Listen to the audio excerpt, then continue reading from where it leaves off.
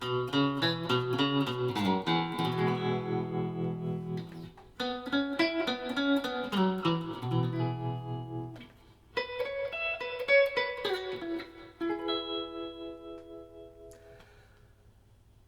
man, I'm just having fun with my Jaguar today, and I was just thinking of that kind of lick, which is sort of like the beginning of Silver Wings by Merle Haggard. That's the way we used to play it in bar bands, and you just hear it on the jukebox and learn it quick. You didn't really buy the record and sit and listen to it a million times. You just like Silver Wings, 1, 2, ready, go. And the piano player might start it, and eventually I'd have to pick up those kind of licks, and they just sort of got ingrained in me from just jumping in with country bands when I was young. It was really fun. So that lick, while I'm playing through my Princeton reverb with the tremolo circuits, like you know, looks like I'm using both pickups.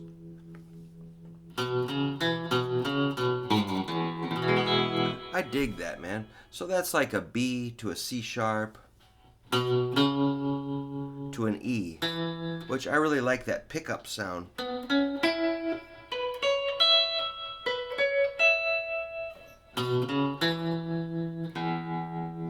There's your open E, the fat string. So we got, so it's B, C sharp, E, B, C sharp, B. One more time. And then that slide down. It's really important to me that. So that's sliding from the third interval to the second, which of course wants to resolve home to the root. So it sounds really good when you finally get to the chord or the root.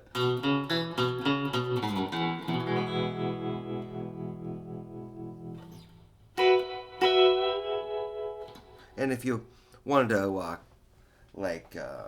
what's the word? Call and response or echo that lick up higher, an octave higher. And you can just borrow it and use it in other songs, that style, just from a memory or, a signature lick from one song. You can kind of take, if it was successful, let's use it other places. Or let's say you move it to another key. Let's see.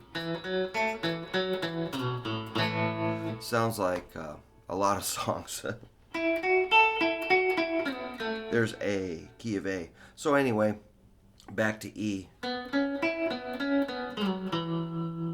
Just taking it up to B, C sharp, E, or 9, 11, 9. Notice how I'm keeping my finger planted. I always watch my students for things they might go or use weird fingering. I'm like, this is just built for index and ring. Perfect. I have an opinion that index and ring work really well together. And, it's a strong connection between those two fingers.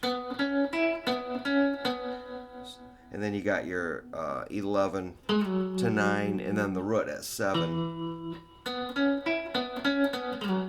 And you can do some sort of a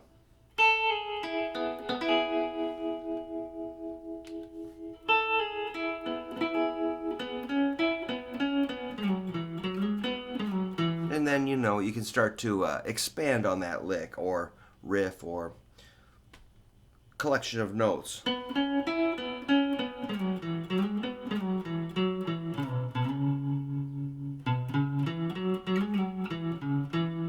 Really easy. So that would be a major pentatonic scale, E major pentatonic.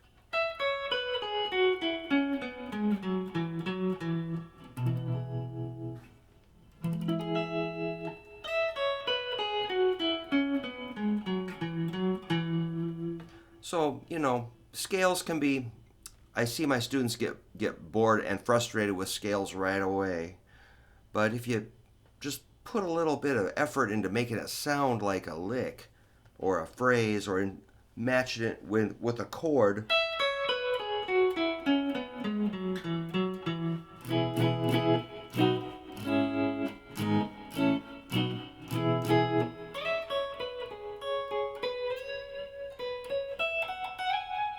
it can sound pretty cool, just a simple scale.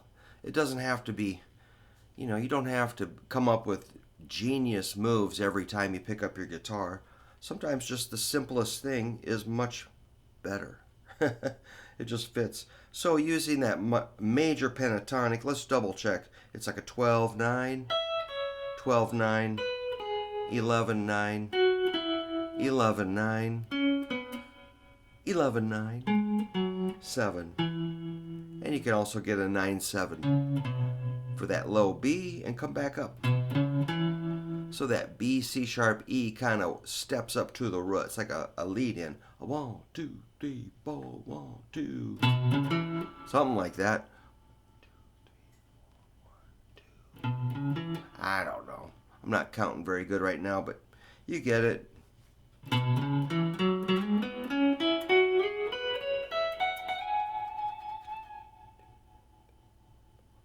Maybe 1 and 2 and 3 and 4 and 1. Okay, had to think about it. 4 and 1, 4 and 1, 4 and 1, 1 and 2 and 3 and 4 and 1. So you end up on the 1 on the root.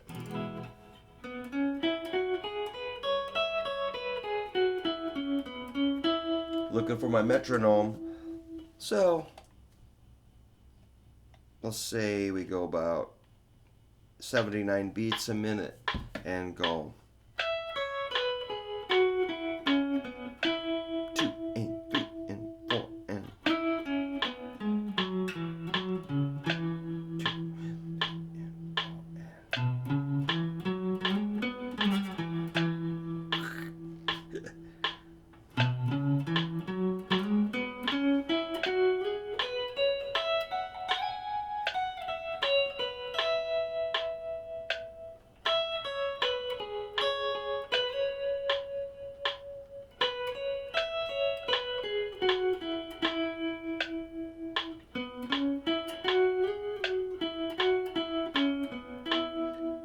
So by a scale by itself, I can see where that would be boring. But when you put it with time, it makes more sense.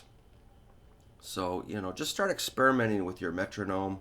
Pick a scale, any scale, and see if you can make it sound musical versus just a boring exercise. But I like boring exercises, but I don't really get bored playing any guitar. Even songs I don't like, I'll play them and just have fun. So, yeah, however you want to do it, but a little major pentatonic, I think it's cool. What do you think? Let me know.